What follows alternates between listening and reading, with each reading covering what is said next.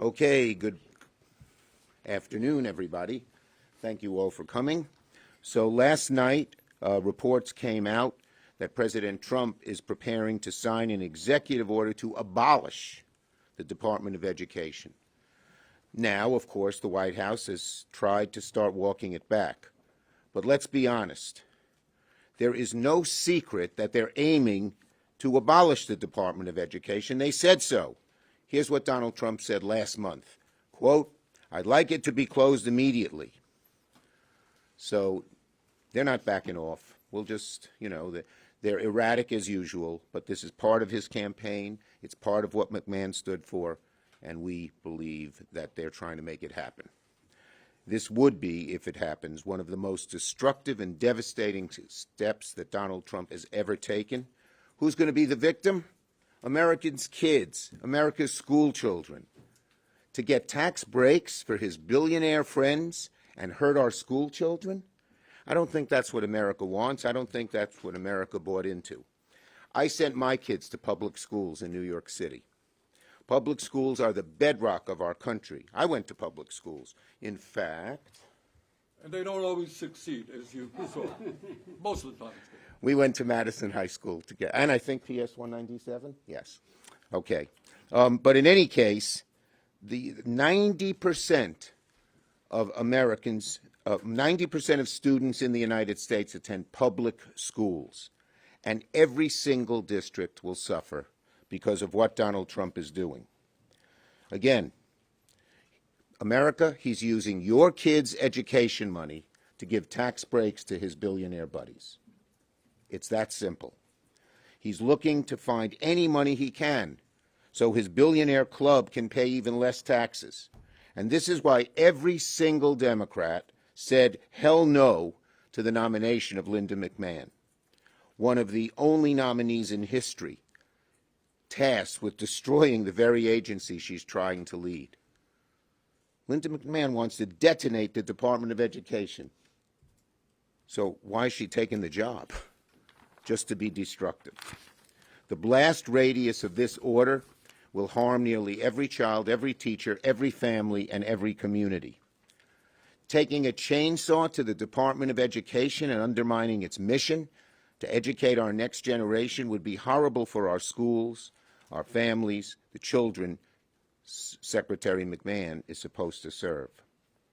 And don't forget, defunding education means property taxes will go up across the country, particularly in suburban districts. If you look at this chart, the states that have the most to lose if the education department is dismantled are Trump states, and particularly rural states. In rural America, there's one school in the community. You undercut it, and education just dramatically declines. The Department of Education, as I said, is a lifeline for schools across America. Without it, rural schools, many of them would vanish, and schools will crumble at the foundation. And education is the best investment for a struggling community.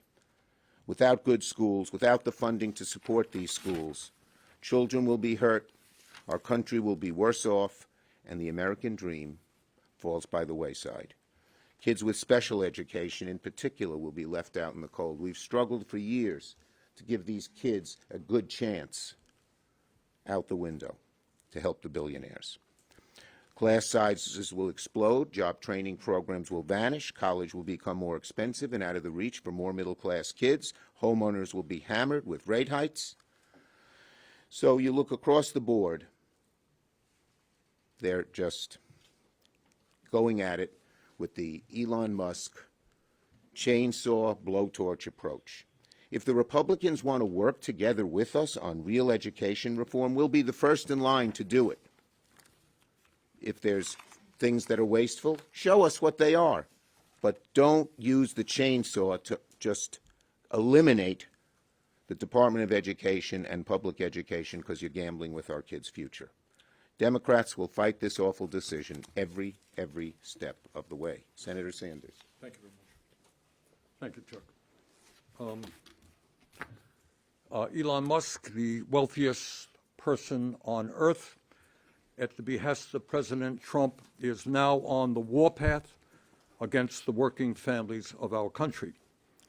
Saving money by dismantling the Department of Education, which, by the way, is illegal and unconstitutional, so that the billionaire class can receive huge tax breaks, is terrible public policy and morally reprehensible.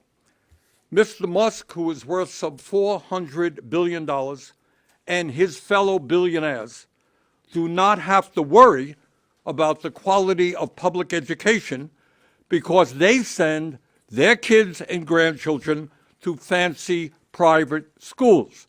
So what happens to public education is not of great concern to them. But for the working class of this country, high-quality public education is an imperative if their kids are going to do well in life. And the cutting of funding for 26 million low-income and working-class students, many of whom are in rural states like Vermont, will be a disaster. Mr. Musk and his fellow billionaires don't have to worry about the high cost of college because they can afford to get their kids into any college they want. But that is not the case for the 7 million working class families who depend on Pell Grants to get a higher education. Years ago, parents who had disabilities had no decent option as to how to do well by their kids. We have made progress in that area over the years. But if Mr. Musk gets his way, 7.5 million kids with disabilities may be unable to receive the services they need in a high-quality public education. What happens to those children? What happens to those families if those services are cut? The department also enforces our federal civil rights laws to ensure all kids can get a decent education no matter what their race, creed, color, or gender may be. And let's be clear, if the federal government ceases to fund the educational needs of working class communities, that will mean higher local and state taxes to fill the void. In other words, shutting down the Department of Education would be a disaster for low-income and working-class families in every state of our country. Do we need to make the Department of Education more efficient? I believe we do. Do we need to destroy it and wreak havoc for working-class families across this country? Absolutely not. And let me conclude by simply saying this. We are the wealthiest country in the history of the world. We should have the best educational system in the world. Among other reforms that we need to introduce is we need to attract the best and the brightest into teaching. Minimum salary should be $60,000 a year. We need to greatly strengthen child care, after-school summer programs. We need to invest in the mental health of our kids. We need to fully fund the Individuals with Disabilities in Education Act. Bottom line, our job is to protect low-income and working-class kids all over this country. It is not to give huge tax breaks to the billionaire class and the oligarchs. The American people must stand up and tell Trump and Musk, we must not dismantle the Department of Education. Thank you. Thank you, Bernie. Senator Murray, former chair of the Health Committee. Yeah. Now ranking member of Appropriations. Thank you very much. Well, let's be clear. We may not know when, but we absolutely do know Trump is preparing to ask the Department of Education to slam every door they can in the face of our students. And let's not pretend for one single second we think he's serious about doing so while following the law, because the very premise of his plan, shuttering the Department of Education, fundamentally goes against the bipartisan laws we have passed, established, and funded. And it goes against a very basic principle in this country. We put our kids first. We do everything we can to set them up for success. That our future depends on whether our kids get the support they need to grow and thrive. And it doesn't take a former teacher to tell you how obliterating the Department of Education hurts students. I think even a preschooler could tell you this is a terrible, terrible idea. Trump and Elon Musk want to do to the Department of Education what they did to USAID. They don't care what they can legally do. They will act first and not care about the consequences. Trump's move to dismantle the Department of Education, fire the people who keep it running, and terminate funding will mean fewer teachers at our public schools. It will mean students stuck with outdated technology. It will mean less access to special education for students with disabilities, and states and schools will have to pick up the cost. It will mean no enforcement of basic education standards and no data helping us know what is working and what is not working. It will also mean more barriers keeping students out of higher education, fewer career training opportunities, fewer watchdogs protecting our students from predatory for-profit colleges and predatory student lenders, and from discrimination, harassment, and sexual assault on campus. That is all just the reality. Get ready for the disinformation now, because you can bet when they realize how painful and unpopular this is, they're going to try and pretend everything is roses. They will say, oh, this won't go away. Oh, we'll just move this somewhere else, as if we haven't already seen how they operate, with as much chaos and pain and damage as they can inflict. We know that playbook. We are seeing it everywhere.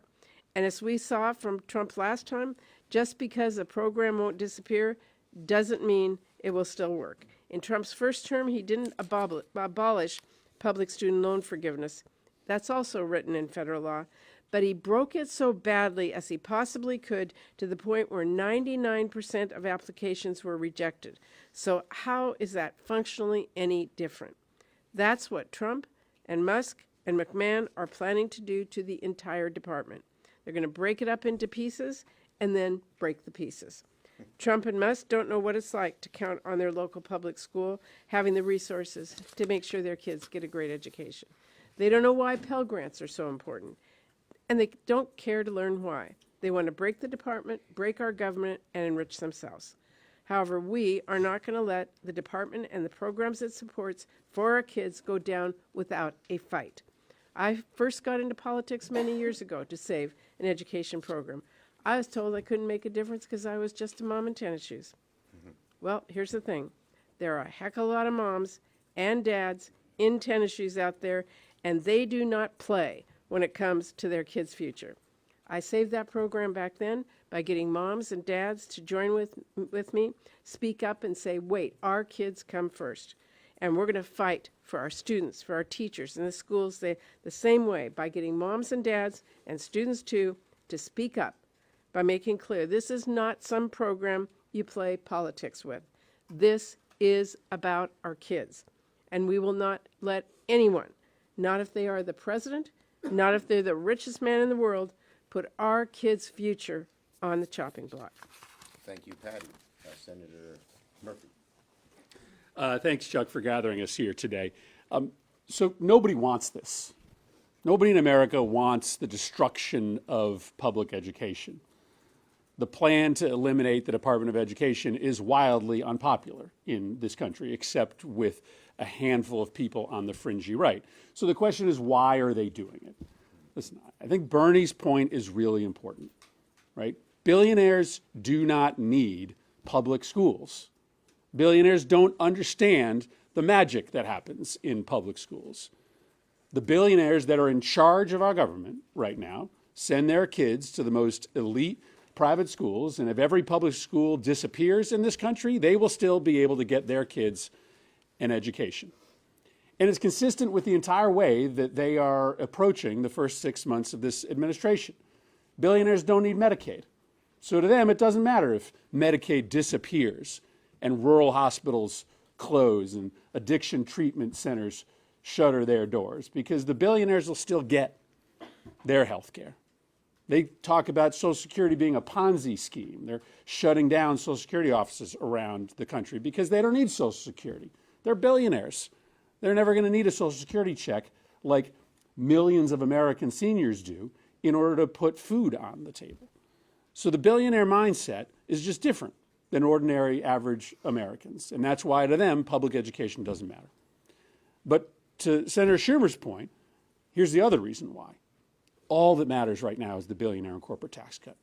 All that matters is hoarding as much money, stealing as much money from middle class and poor families in this country so that they can pass that money along to the billionaires, the millionaires, and the corporations. Everything that they are doing is about making sure that they shrink the parts of government that help regular people so that they can pass along more benefit and more help to their billionaire friends. But then here's the last piece of the story of why. The billionaire class, the corporate class, the private equity class, they are sick to death that they don't have their hands inside the Department of Education Treasury, that they can't get their hands on our schools like they've gotten their hands into our healthcare system and into every other aspect of our economy. What they want to do is to sell off our public schools to the highest bidder. Right? The voucher program that they're talking about, that they will be more easily able to implement if the Department of Education is gone, is really about just making it easier for the billionaire and corporate class to be able to buy up our schools so that they can make money off of it like they make money off of the Medicare program, like they make money off of so many other aspects of our government. So if the Department of Education closes, it's going to hurt millions of families in this country. It's just going to enable the theft of resources from regular families to pad the pockets of the billionaires. But it is also likely to result in you waking up one day and finding out that your local elementary school that your kids go to is owned by a private equity firm on the other side of the country and is being run for profit instead of being run for the education of your kids. So this is deeply unpopular. Nobody wants the Department of Education eliminated, and it's really important for us to explain to the American people why it's happening. Senator Peters. Thank you, Senator. Well, this is a very personal issue for me. I'm the son of a public school teacher. I'm the product of the public schools. My children all went to the public schools as well.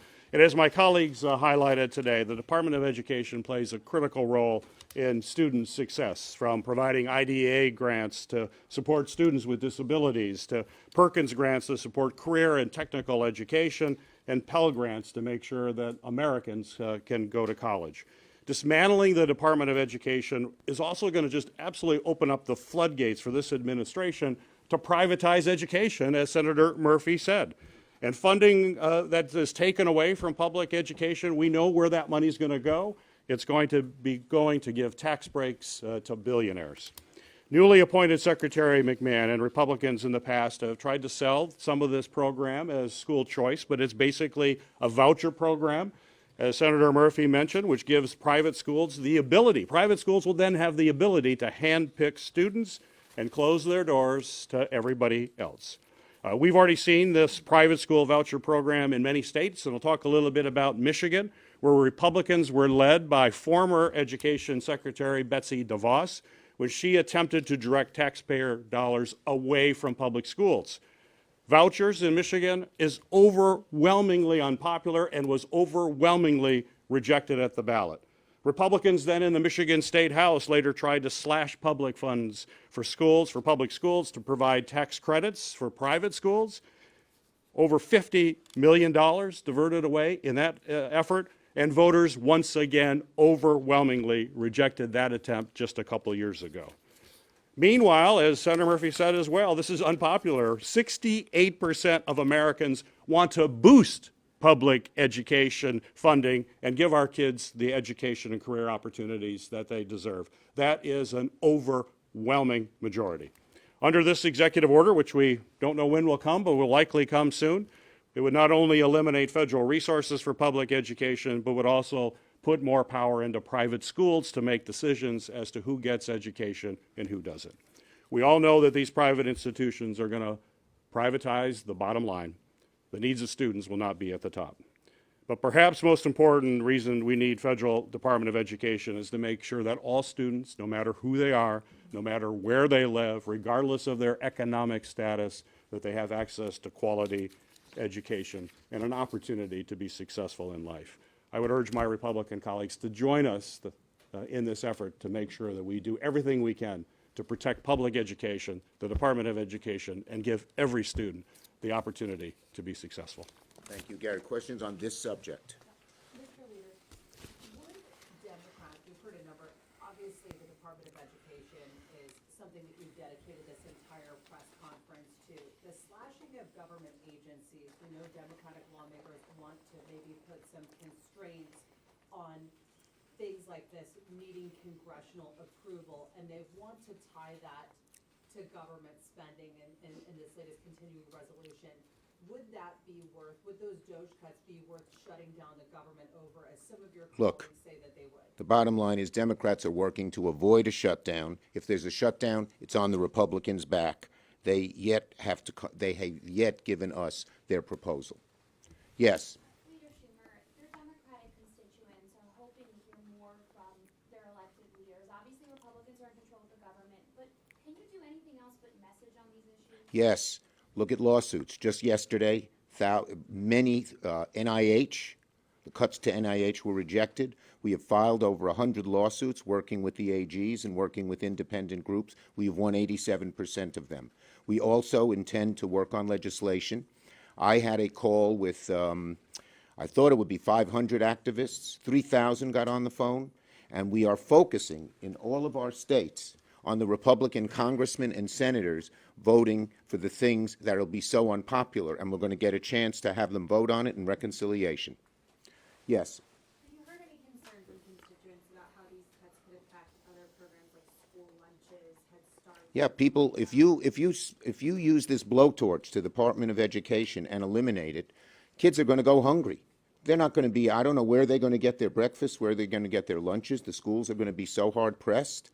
And a lot of these programs are part of the Department of Education as well as, of course, the Department of Agriculture. Yeah, Senator Schumer, up until yesterday, all the plans were to impound spending that had been approved by Congress and just ignore the Economic Control Act and sort of fight it out in the courts. Yesterday, Republican senators started pushing back on Musk and saying, hey, send us a decisions package that can bypass a filibuster here in the Senate. Wondering if you think that that is the appropriate way for them to actually try to cut spending, and are you looking forward to those votes? Look, first, we're having many ways to get votes, including reconciliation. Second, these programs are so what the Trump has proposed, whether it's tariffs or Social Security or Medicaid or tax breaks for billionaires, is so unpopular with the American people that the Republicans are ducking and trying to bob and weave and say, well, maybe we're for it, maybe we're not, maybe do it this way, maybe do it that way. Just the classic example. Don't have a town hall meeting, the Republican leaders told the Republican congressmen, because they're so unpopular. Day by day, the Trump-Musk DOGE program becomes more and more unpopular with the American people. The more they see it, the less they like it. Thank you.